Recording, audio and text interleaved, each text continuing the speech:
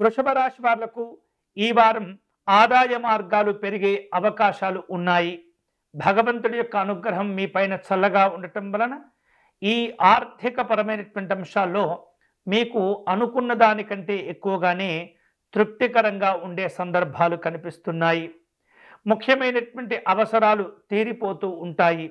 వివిధ రూపాల్లో ఆర్థికంగా ఎదుర్కొన్నటువంటి సమస్యల విషయంలో కొంతమేరకు ఈ వారం మీకు ఉపశమనం లభించబోతుంది.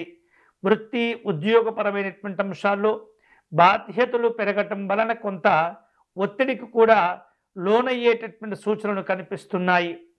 మీరు నిర్వహించేటటువంటి వ్యాపారాలు ఈ వారం నిలకడగా కొనసాగుతూ ఉంటాయి. ప్రయాణాల వలన లాభాలు కలిసి వస్తుంటాయి. మీరు చేపట్టే పనులకు స్నేహితులు బంధువులు సహకరించేటటువంటి అవకాశం ఉన్నది.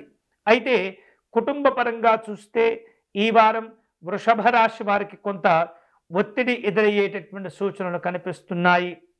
కొద్దిపాటి శ్రమతో అనుకున్నటువంటి వ్యవహారిక విషయాలు పూర్తి చేయగలుగుతారు.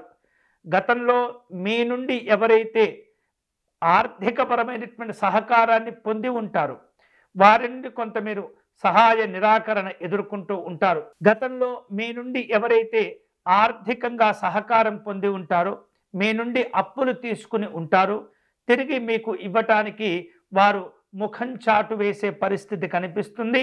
వారి నుండి సహాయ నిరాకరణ ఎదురవుతూ ఉంటుంది. అంతేకాకుండా ఇతరులకు సంబంధించినటువంటి అంశాల్లో ముఖ్యంగా బంధువులకు సంబంధించినటువంటి అంశాల్లో మీరు ఏమాత్రం కూడా జోక్యం చేసుకోకూడదు. అనవసరమైనటువంటి విషయాల్లో జోక్యం చేసుకోవటం వలన ఇబ్బందులు తప్పితే పెద్దగా ప్రయోజనం కూడా ఉండదు. వ్యక్తిగత కార్యక్రమాలపైన మీరు ఎక్కువగా ఈ వారం శ్రద్ధ పెడితే మంచిది.